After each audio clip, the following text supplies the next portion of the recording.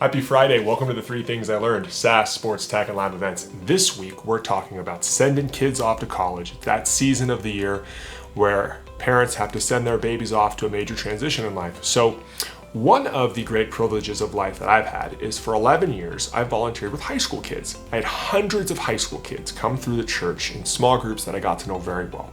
And kids don't tell their parents everything, but they generally will talk to mentors. It's a great thing to have in life. So I learned so much from guest lecturers, from professionals, and from watching firsthand as so many people went through this major transition in life. I learned about how to handle transitions, that being one of them, and those that happen in our career. So let's get started with the 4 things I learned in 11 years volunteering with high school kids and watching them go off to school. Number 1, who we are matters most in the transitions. We had a guest lecturer years ago who came in and offered this mind-blowing advice, which has been applicable to so many major transitions in life, whether it's new job, new city, off to college, and the like. So many people get lost in the transitions because they're hard, they're unfamiliar, and most importantly, they come with a grief that lasts longer than we think it should. And many people believe we shouldn't have that grief. We've reached our goal. We're off to the university that we worked so hard to get into. What happens when that happens is so many people get stuck in place. They start to make bad decisions that follow them for years, or they just get lost in that transition. We all know those people who got stuck along the way because they couldn't move on to that next evolution in life. Off to college is one of the first and most important transitions for kids. It's really important that they understand that who they are in that transition is important. And they'll use that again later in life when it's new jobs, new cities, new relationships, and the like. That's number 1. Number 2, water finds its level. We just have to give it time. And please encourage your kids and your staff when this happens.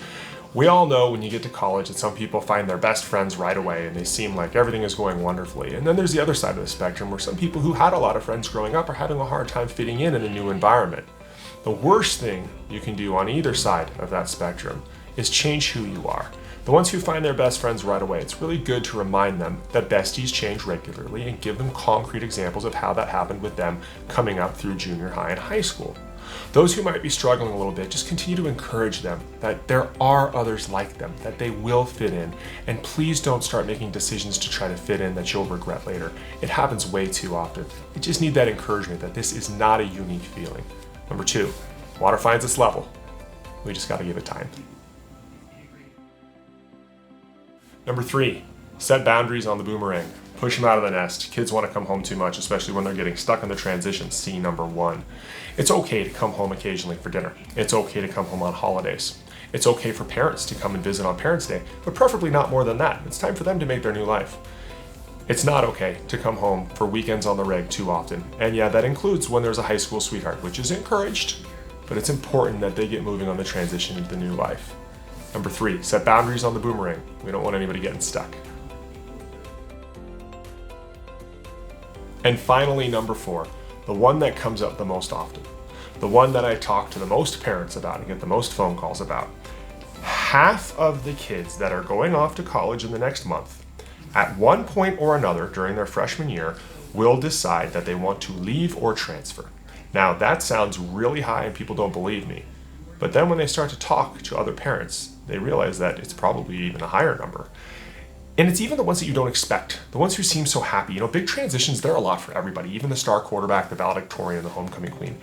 It's really important that we encourage them that this is not a unique feeling, that so many people feel exactly like they do, including ourselves, maybe when we went through that process.